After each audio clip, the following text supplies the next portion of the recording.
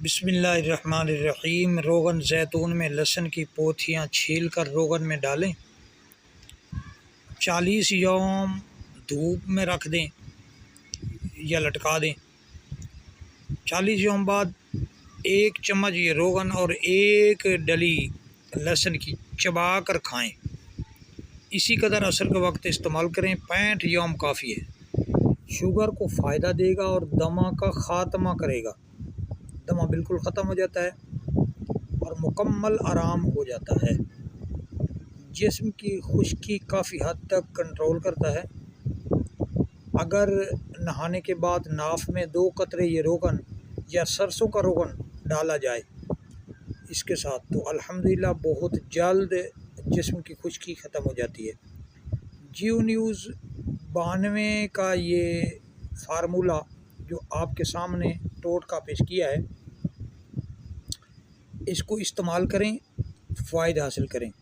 ये रोगन अगर ले लें और इसमें चंद पोथियाँ निकाल कर लहसुन की बारीक पीसे, जहाँ जोड़ों में दर्द है, घुटनों में दर्द है या चेहरे पे दाने निकले हुए हैं, चेहरा बिगड़ा हुआ है, तो वहाँ आप इसे लेप करें, मालिश करें। जोड़ों के दर्द पे मालिश करें। टखनों पे अगर सूजन या वरम है या दर्द है तो मालिश करें। दर्द वाली जगह पे मालिश करेंगे। बिच्छू काट जाए वहाँ अगर लगाएंगे, अल्हम्दुलिल्लाह अल्हम्दुलिल्लाह बिल्कुल अल्लाह करीम अज़्ज़ व जल शिफा अता फरमाएंगे।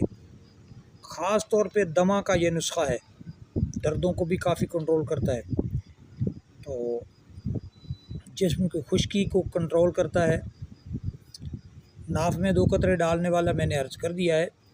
जियो न्यूज़ 92 चैनल और दुनिया की हर एक चीज़ यहाँ से देखें का विज़िट करें। हदीसें, नुस्खे देखें, सीखें, अपनी दुनिया आखिरत संवारें, फ़वाइद हासिल करें, अलामात मैच करें, मर्ज़ की शिनाख्त करें। जैसे हम अर्ज़ करते हैं, आप तवज्जो फरमाएंगे तो काफ़ी हद तक आपको रहनुमाई मिलेगी। जिस किस्म का नुस्खा आपको चाहिए, आप ये नंबर सामने मौजूद है, तलब कर सकते हैं। दवाई तैयार करें और इस्तेमाल करें। अगर तैयार करना नहीं जानते तो हमसे राब्ता करें। इंशाअल्लाह अज़ीज़ जहाँ चाहेंगे वहाँ दवाई आपको पहुँचा दी जाएगी। हकीम हाफिज़ मोहम्मद तैयब वैसी को इजाज़त दीजिए। दुआ में याद रखना, अपना ख्याल रखना। अस्सलामु अलैकुम व रहमतुल्लाहि व बरकातुहू।